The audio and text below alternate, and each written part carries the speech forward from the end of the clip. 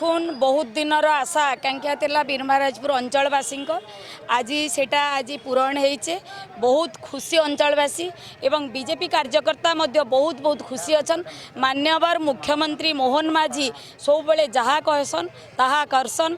मान्यवर सांसद महाराणी संगीता कुमारी सिंहदो तांकर कथारे भी कहिथिले एवं आमर विधायक मान्यवर रघुनाथ जगदला भी तांकर भी प्रचेष्टा बहुत होइछे एवं आमर मान्यवर मंत्री नगर उन्नयन मंत्री बहुत सुंदर भाव रे काली भी कहिथिले आउ संगे संगे हठात होइछे। सेथिर लगी मो तरफ बीरमहाराजपुर अंचल तरफ मान्यवर मुख्यमंत्री को अशेष अशेष धन्यवाद दूची, कृतज्ञता ज्ञापन करुचे। नमस्कार।